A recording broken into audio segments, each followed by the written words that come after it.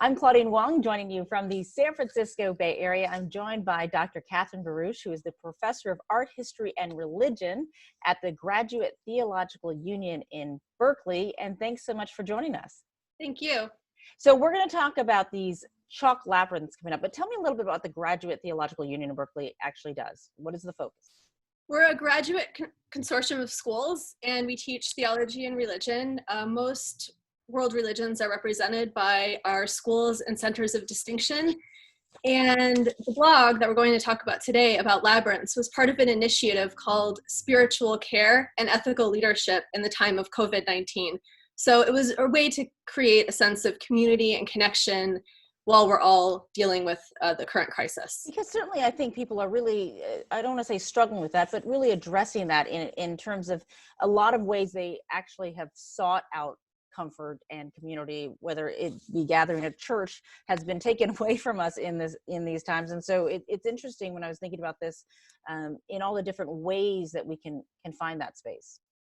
I think that's true. And the Graduate Theological Union tries very hard to be very interdisciplinary and also interreligious. So the space is really for people of any faith, all faiths, and no faiths to come together and have a sense of calm and maybe find a moment of peace and solace through the blogs and the different videos that are being offered through that initiative. Fantastic. All right, so let's talk about these chalk labyrinths. I'm gonna pull one up to the screen, Sure.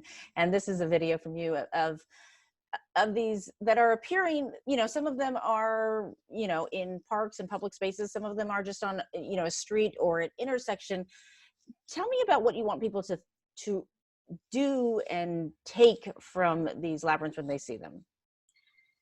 Yeah, labyrinths are a very ancient form. They're quite mysterious, and they're actually not a maze. Some people think that they're a maze. You could see my daughter here. She's 6 years old, and she's tracing a paper labyrinth. Mm-hmm. And as you can see, it's actually one continuous path through 4 different circuits. And the path kind of leads you close to the center and then leads you back out again. So really, it's a great way to just meditate, think, relax, reflect. And I've been working on labyrinths for a little while now. And in my academic work, I've interviewed a lot of people who have walked labyrinths. And they say again and again that it really creates a sense of connection to their ancestors, those that have come before, those who will come again, just because it is such an old and ancient form.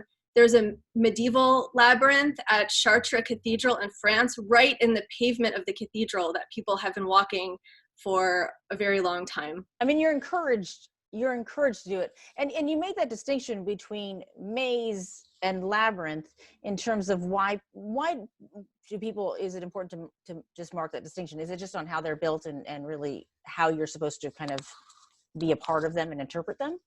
Sure. Yeah. Mazes are confusing, right? There's like, if you think about doing a maze, there's blocks and places where you have to stop and rethink. And a labyrinth is wonderful, especially for people like me who don't have a great sense of direction.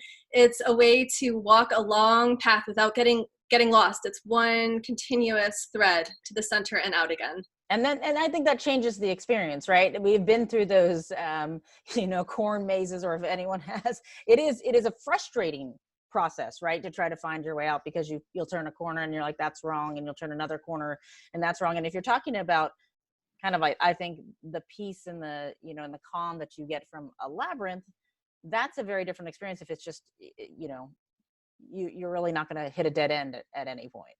No dead ends. And once you get to the center, as you can see here in this picture, once you get to that sort of centerpiece, which actually a local labyrinth builder called Thomas Nan called the centerpiece, P-E-A-C-E, kind of a place to breathe, relax, maybe let out a little bit of stress. And then when you finish, you actually walk back out very slowly, back out to the end of the labyrinth. So it's a totally stress-free experience. And as you can see, you can walk quite a long distance within a very small space, because you keep going into the center and then back out again. So it's actually a great way to have a little bit of exercise and kind of keep your body moving in a sort of circular walk, which actually has been proven to be a healthy thing to do. Circumambulation. Yeah, that's interesting. I mean, are we finding these, I'll stop this video for just a moment because, before I stop it, There's a beautiful picture of That's my daughter who was painting the labyrinth. and your daughter. Do you think before, this is, they can be less elaborate, right? They can be chalk on a schoolyard, or, I mean, are you encouraging people by this to try to create their own, to seek them out? I mean, we're not supposed to go that far from our houses, so not seeking too far, but, where is the process that can really benefit us all? Yes, well, you can see here, this is a local artist called Maggie Preston, and this is her Sun Walking Labyrinth that she made out of chalk. That's right in the street by her house up in the Berkeley Hills. And there's another one that cropped up in Cordenis's Park, also in Berkeley, in the basketball court. And that one's wonderful because the artist, Benjamin Heller, actually wrote suggestions of things to do while walking the labyrinth. So there's places to dance, or to move, or to wiggle, or to have other kind of bodily movements, just to kind of enhance the experience of labyrinth walking. So anybody can do it at home. You could do it with chalk. I have a friend in Los Angeles who has a beautiful stone labyrinth in her front garden.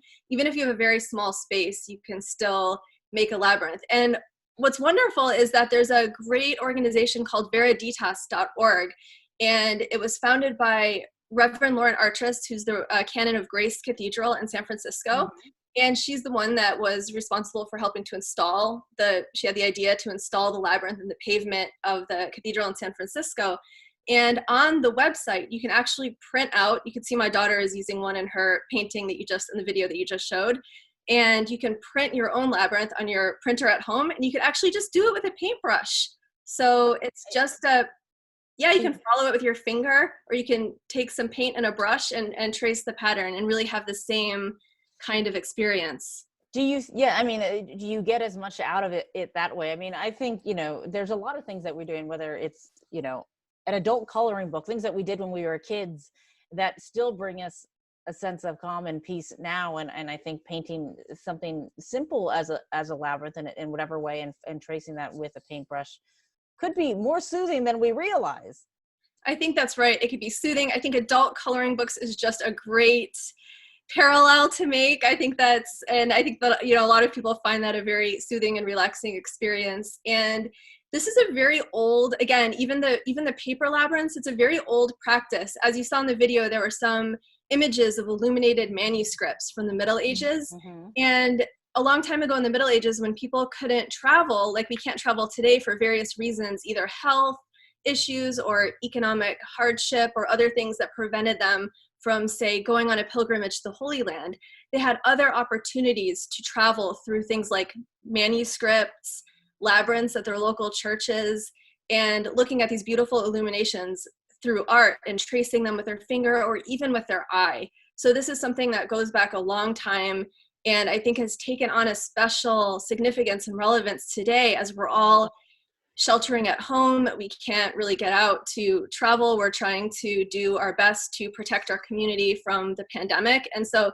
this is a way that you can have an imaginative experience, just relax a little bit, have some fun, and journey through your eye, even using your finger, or if you're as creative as these wonderful local artists, Maggie Preston and Benjamin Heller, you can do a wonderful chalk labyrinth in your own backyard if you have some space. And there's lots of instructions online, so people can just Google make your own labyrinth, or they can go to vereditas.org, and there's actually instructions for doing this, so you don't have to have a great. Yeah, so even if you don't have, are always helpful. Yeah. Mm-hmm. And these artists that you're talking about, I mean, is this something that they do or just ways they diverted from what their normal, palette of mediums that they use, really is, or is this something that they, do a lot of? I could be mistaken, but I think that these were both artists' first chalk labyrinth experiences. See, I mean, that gives me all hope, right? Because I think I love the idea that it can be small. Like you can make a very little one if you have a tiny yard, or I guess you could probably even make them inside your house. Put a few things that design which way you walk in your living room, clear a space. Sure. You could use matchsticks. You could use really anything. Yeah, just on the living room rug. Yeah, no, a little domino set or your Legos. How about Dominoes. that for kids? Yes, that would be great. Do you find that, in these ways that we are, I think we're examining every part of our life, whether it's, telemedicine, telecommuting, how we reach out to people, how we do interviews, with people, and spirituality and religion and community are certainly a way that we're all trying to figure out how to connect. I miss the in-person connection that we automatically get when we sit in a room with community. But do you think this will change, and all the blogs that you guys are looking at, change the way that we look at things in general in terms of theology and religion and moving forward as well? Well, my work for a little while now has actually focused on pilgrimage. I'm very interested in sacred journeys, which is something that's very important for many religious traditions, from the Hajj in Islam to Christian pilgrimage and pagan pilgrimage. It's something that's really fascinated me. And even before COVID-19, I've really been thinking about how, especially artists, when artists go on a sacred journey, they see these sights and sounds and landscapes, and they want to translate those landscapes for people back at home. So again, since the Middle Ages and today in contemporary art, people are sort of translating these experiences through artwork, through manuscripts, through things like altarcitos, where you create an altar of objects that are sacred or significant to your family. And it's really to create an experience of that sacredness for people at home, that people can experience with sight and touch and sound. So I've been really interested in that. And I just focused on this for another article that I wrote recently for the Brooklyn Rail, where I looked at an artist called Chiara Ambrosio, who has a wonderful series of zines called As Far as the Eye Can Travel. And you can actually hold these little zines, and they're pop-up. Some of them are pop-up books. They have photography, landscapes, paintings, and you could open the doors and find yourself in Coney Island or Palermo, Italy. She takes you all over the world through these tiny books. We need to travel that way these days. Yeah, so I'm really interested in these different opportunities that have come up before, but also during this time of sheltering in place, ways to just activate your imagination, to find community, and to explore some places through your imagination. Yeah, I imagine in 100 years, when the professors of art history and religion are looking back at this moment in time, it will be something to see how they interpret how all of us are making our own separate pilgrimages and expressions in this time too. Yeah, there's a wonderful group called the British Pilgrimage Trust, and they actually have Instagram stories that you can follow. So you do the Instagram stories, and they take you on pilgrimages to Canterbury and to sites all over the UK. There's another one that focuses on the Spanish Camino de Santiago, and they have food writers, art historians, and other people that have been to the sites that are sharing stories and photographs. So it really kind of democratizes the experience. So even if you don't have the inclination or money or means or ability to physical ability to travel, it's a way that everybody can kind of get involved together as a community. There are silver linings in this, and certainly it is shedding a light on all the different ways we can do that, whether it's virtually traveling or setting up Legos to make a labyrinth inside our living rooms. Legos, I love it. Or chalk inside our home. I'm like, let me see if I have enough Legos to do that in my house. Well, Dr. Kathryn Barush, it was certainly great talking to you. So interesting. And, I would love it to see if on a walk I could get a bunch of chalk labyrinths to pop up in front of homes. And that would make the walk longer, because it's hard to find places to walk. And I would imagine in places like, in San Francisco or in New York City, where there's not enough room for all the people who want to go. What a fantastic way. And if it brings calm during this very uncertain time, how welcome that would be. Yeah, thank you, Claudine. It's a pleasure. Thank you, Dr. Kathryn Barush, Professor of Art History and Religion from the Graduate Theological Union in Berkeley.